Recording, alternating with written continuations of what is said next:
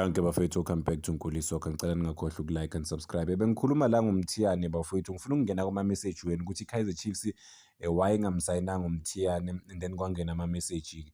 Ngithi mina umthiyane waye-cheap laphana ku-National First Division, and then ubhuti la, if ubhuti uPercy Ngoveni uthi kodwa uvele wayi-10 million ku-National First Division. Uvele i-price check yakhe ku-National First Division bekungasi 10 million.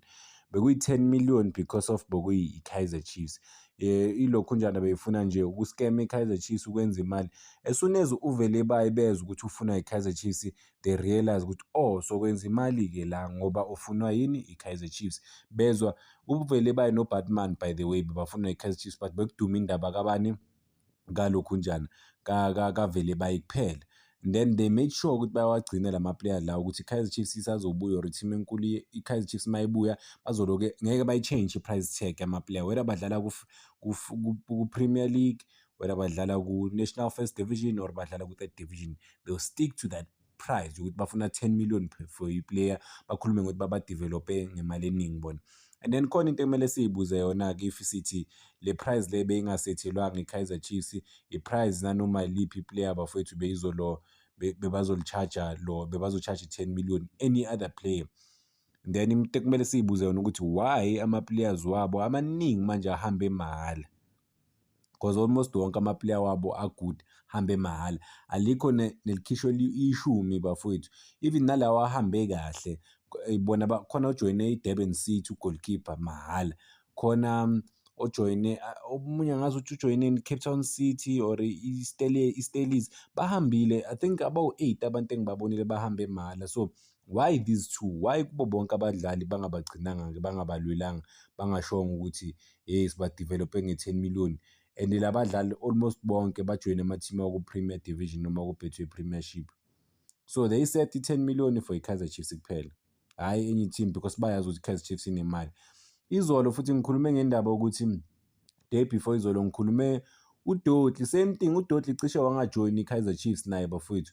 Bavumelana nge-contract, bavumelana ngezinto. I-Cape Town 2 years uDotli ngikhulume ngaye, ngitshela abantu ukuthi uyishilo vele lento le Kaizer Chiefs TV. And then I reflected on that thing ukuthi i-Cape Town Spurs, why ngithi Cape Town City? Cape Town Spurs pull out good deal because they demand more money from i-Kaizer Chiefs.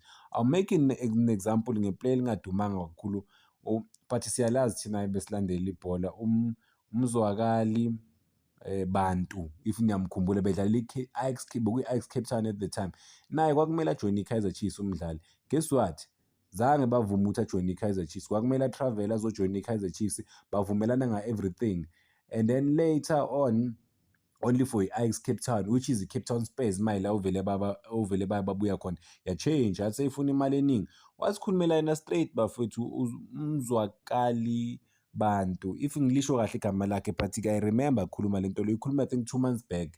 So la isibhekane ne-team i-Cape Town Spurs ene-problem yokuthi ama-player bayawadevelop or bawakhulisa ahambe mahhala, but makuza a-certain team bafuna ukwenza imali extra njalo. So there's no way ku-National First Division umuntu bafethu acosta 10 million, akekho in history of and nginibonise nje izinto ezifew. I-Pretoria Achilles bayithengisile because of umphathi wakhona uthi akakwazi ukusustain, like wakhuluma izinto eziningi. Ukhulume ngobani? ngokwayiba. Yes, ukwayiba lo dlalela Orlando Pirates namhlanje ukuthi Chippa United yamthatha mahhala, uthi namanje bekasalande akazi ukuthi ama-teams waku-PSL athatha ama-player wabo mahhala, and abazi ngempela ukuthi bona benze kanjani, because of noma bazama liseku-reporta lezi zinto lezi, they're not taken serious, to be fair bafowethu. They're not taken serious at all.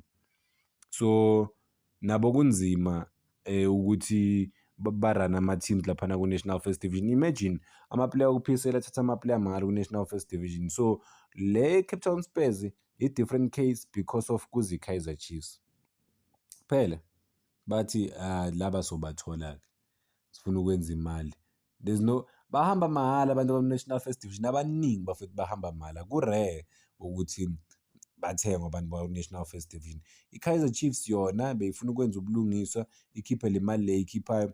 And I remember this, yazi i-Kaizer Chiefs, they were willing, bebangafuni i-Kaizer Chiefs kwaye bebedlala iPretoria Callis yase 100% sure sengiyakhumbula. Bamthatha mahhala athathwa iChippa United. iChippa United wahlala iChippa United 2 years and then Orlando Pirates yamsayina sebenza imali serious ama-millions. But iPretoria Callis beyi-National First Division ayitholanga lutho. Uyakhala umphathi wakhona akazi nokuthi uzorepotaphi kanjani because of ilokhu njani yini le ISAFA ne-PSLDC bafowethu. Hayi angiyazi mina lento le. Abakwazi ukuprotect ama-teams, abakwazi ukuprotect ama-player angakhokhelwe.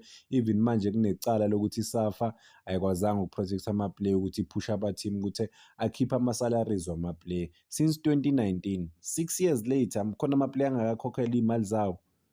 So ziningi izinto-ke ezingeke zisolveke ebholeni lase-South Africa. But yeah, now amanye, let me continue ngama-message wenu.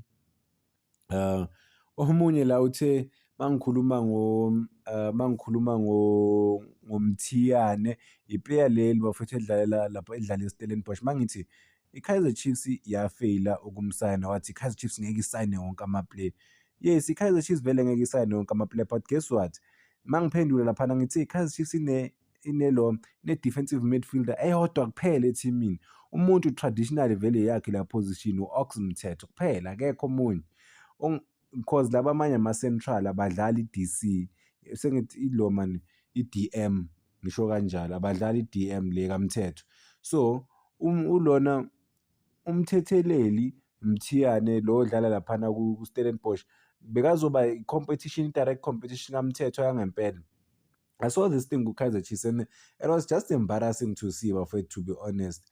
Ba-replace Umthetho odlala i-DC oprotect ama-defenders bafaka uMatlou. Ukwayibona le nto le asibeni fair bafowethu, bafaka uGeorge Matlou kule game. Okay fine bese balida 3-0.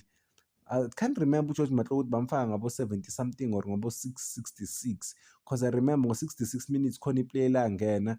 Ngisakhumbula ukuthi uGeorge Matlou wangena ngo-66 or wangena late kancane. Because if manje i-defense iKaizer Chiefs sey-exposed sebalida 3-0 ngeke ngakhuluma ngayo le nto le. Bashaya 1 goal lapha. UMatlou bekazobalethelana in terms of i-defense bafowethu. Because he can't play their position le. Noma bafuna ukukhipha Umthetho they can't. Why? Because ayikho i-DC why ngilo ngithi i-DC bafethu i-DM i-defensive midfielder strong laphana ku-Kaizer Chiefs. Uye lo kwamanye ama-positions uye-ke umthiyane bafethu bekazocompete bekazokwazi ukuba ukusiza ngempela iKaizer Chiefs kuleya position leyo. Umthetho mayekhathele or kube ne-competition between yena noMthetho. Manje uMthetho akanayo i-competition. Yeah, ama-decision njengoba iKaizer Chiefs igeja ama-player angaka because ifake ama-midfielders amaningi afikile ku-Kaizer Chiefs. Okay, ne-strikers ezotrainer ama-midfielders would be uNdlovu, uMaboy, yeah ngizobakhumbula nalaba abanye manje. But they've signed some good players. Ama-players azo-add i-depth ethimini, ama-players azokwazi ukusiza ama-player, but only one position la kunoMthetho kuphela. Akuyikho i-competition kaMthetho abayisayinile. Besizwa ama-rumors. In fact akusiya ama-rumors, siyazi ukuthi bayamfuna ulo ubani uYaya Sithole lo dlala le ePortugal. But uYaya at the time they could not push for yena because of belimele uYaya. Bafune noLebohang Phiri collapse, idili collapsile. So bebayifuna ilo player kula position leyo. Unfortunately ke abazange balithole iplayer kule position. Abazange bakwazi ukulisayina. Ngingasho ukuthi azange balithole because of ama-player amaningi. Ngibona ilokhu njana i-message la kuthiwa ubuthini mfethu. Uthi hayi ukuthi wonke ama-player good akuba good for iKaizer Chiefs. I think yeah, okay. Yeah, i-message le uqinisile umfethu la methi hayi ukuthi wonke ama-player good are-good for iKaizer Chiefs. Guess what? Wonke ama-player good angaba good for iKaizer Chiefs. The problem ngama-player esinayo mentally they are poor in terms of like i-decision making nokucabanga kwabo. Mebefika iKaizer Chiefs babona ngathi umhlaba wabo and mentally they're not strong enough ama-player mebefika iKaizer Chiefs babona ngathi umhlaba sukuwabo. I'll always make this example ye-player lise-Rosebank. Udakwe umanzi umuntu weKaizer Chiefs and then you look at him uthi in public mfowethu in public mfowethu, because of ungadakelwa endlini nabangani bakho in public e-mall. Hhayi bafowethu ayenzi. So wena soyazenzela-ke ngoba u-Kaizer Chiefs kanti akwenziwa njalo. You have to be more professional manje. Uma uphuza uphuzela ey'ndaweni ezi-right la wazi khona ukuthi wonke umuntu ubheke iy'ndaba zakhe, hhayi ukuthi bazonakana thina abantu abafana nami sonakana nawe thina. Cause I will just make an example. Imagine this, uhlalela e-Steyn City, indawo yakhona i-secured. Akekho umuntu akuthathe nesithombe esisodwa lapha because bonke abantu ba-right, babhekele iy'ndaba zabo. Angisho ukuthi ama-player wonke phela, hhayi ukuthi wonke umuntu afford i-Steyn City. Sengiyasho nje uhlala endaweni e-right e-secured, la bantu khona babhizi. Wena ufuna ukuhamba nanoma ikuphi uyophuza. Okay, I was bit close with a player and I used to tell this player, udlalela i-Big 3. I used to tell him ukuthi ufunani la elokishini mfethu. Uyophuza lapha ngama-Thursday la kunabantu khona abagwazanayo ngamanye amalanga, ufunani la because of awufuneki la. Protector image yakho, protector whatever. Sagcine singasazwani-ke ngoba umuntu umtshela izinto ezikanjalo, umuntu ubona ngathi mfethu udlalela i-team enkulu, you are travelling the world, udlalela neBafana Bafana, but-ke uma uphuma ejimini nofuna ukuza elokishini uzoba ngcono kubantu abakwazi ukuzithengela ama-black label, Nkosi yami bawahlanganisele. Mfethu awufuneki leso space leso, yabo, cause uzokwenza namaphutha ufuna uku-impressa thina. Asinandaba thina, well we care because you play for the team. Abantu bathanda i-team, sengiyibonile lento, abantu bathanda i-team abathanda ama-player. Khohlwa-ke uma uyi-player ucabanga ukuthi abantu bayakuthanda unamanga, because I've seen this kuma-players amaningi. Bathanda i-association yakho ne-Kaizer Chiefs, i-association yakho ne-Mamelodi Sundowns, association yakho ne-Orlando Pirates. Once lama-team lawa akuchitha kuphelile ngawo. Ayingakho ama-player adlalile ku-Orlando Pirates and Kaizer Chiefs within a year indaba yabo seyiphilile. Nobody cares. Makahamba lapho uyahamba, akekho umuntu onendaba naye. Uma uya kumakasi games lihlangana nama-player ayingakhi bafowethu adlala kuma-Big 3, but manje awasekho kuma-Big 3. Nobody cares. Uduma, abantu bakuthanda more associated ne-team, so ama-player kubalulekile ukuthi aphathe kahle.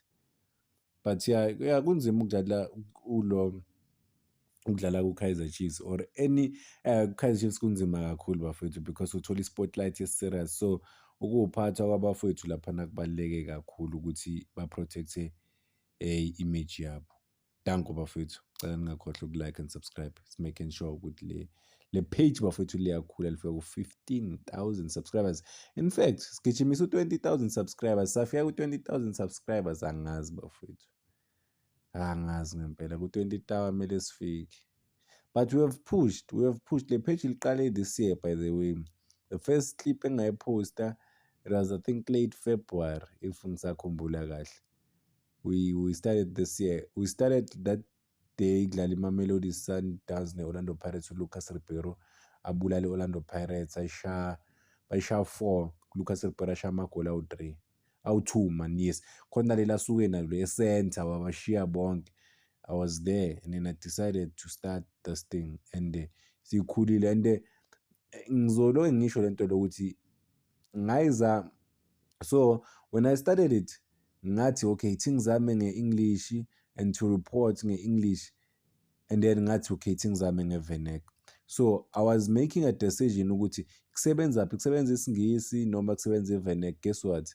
Mangisha immediately when I dropped nge-Vernac something changed, and then I had to explain kubantu abaningi, but hayi thina we love your content, but ke manje asisakwazi, we can't even listen to you anymore because of we don't understand i-Vernac noma isiZulu. And bekumele ngibe strong, ngi-choose iside ukuthi okay I'll just drop i-content nge-Vernac kuphela, yabo. That is why we're here, and ngiyabonga kuwo wonke umuntu bafethu olandelayo, osupportayo. Highly appreciated. Without bonke abantu abasubscribe-ayo nabasiza i-page ukuthi lifike kule level le esikuyo manje ukuthi sibe ku-13,000 subscribers. I mean kusithole whatever sikutholayo okuncane.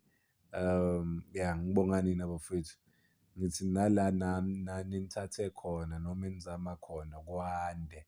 Siqhubeka silikhulise le page leli, sikhulisa independent voice, umuntu o-uncaptured, okhulumela lo afuna ukukhuluma without even abanye ngiyazi ukuthi kwesinye isikhathi baba offended bafethu. I can't talk or can't speak into enifuna ukuthi niyizwe njalo. If you disagree with me, yes, we can disagree. I understand that. Manje umuntu umenza ngathi manje u-own i-team, I can't even talk about i-team. That's where inkinga-ke lies. Because of mina ngikhuluma ama-views wami. Into enginokubuza ukuthi nabangani abantu abalalelayo nabangani abanjani manihleli niphikisana kanjani ngebhola because of kumele kube nama-negatives. We can't be just positive kuphela. Asiwo omama thina ukuthi sitshelana amanga ukuthi i-straight indaba yebhola bafethu aggressive. Mawutamatisi, I mean, try different sport la. Yeah, ngicela ukuyibamba but-ke thank you kubo bonke abantu abasubscribe, and thank you kubo bonke abantu abangibonisayo kwezinye izinto because nami ngumuntu sometimes nginokuchaza into uthola ukuthi akuyona indlela e-right yokuyichaza. Siyabonisana, ukubonisana khona ungasho angandaba mina uthi hhayi inkululeko-ke noma uthi inkulu awuyabheda-ke la bekumele inini. Ngiyayibheka i-message yakho ngibone ukuthi okay ngiyafunda la, noma ngibone ukuthi okay la le moment le ngizobona ukuthi ngi-react-a kanjani kuyo. I'm able to take that thing. Ukuphikisana anginayo inkinga nokuphikisana. For example, mangingavuka ngelinye ilanga ngithi uVilakazi ayikho indaba yakhe.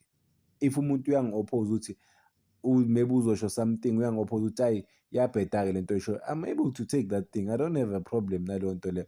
But-ke mawuzothi let's say for example uzothi iyabheda lento oyishoyo udodo wento yekela nalento awulazi ibhola whatever. Uma ngizothi awulazi ibhola I'm not offended, but khona izinto, khona omunye engize ngamtshela ukuthi mfethu if like you feel like you don't like my content uthi ngithatha inini kuphi, because mina I decided to make i-content ngevenek and not about I targeted the masses, abantu I felt ukuthi they are left behind. That is why nginale platform le. If it wasn't for that, bonke abantu benza i-content ngesingisi and they sound the same.